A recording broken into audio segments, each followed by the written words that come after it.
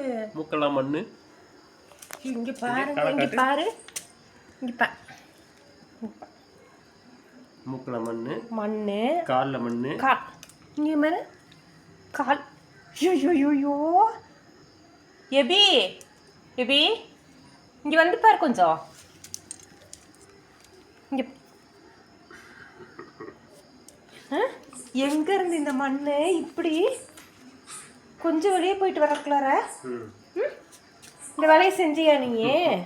அது இங்க இருந்து அது இந்த தொட்டியில் இருக்க மண்ணை இங்க பாருங்க, இதுல இருந்து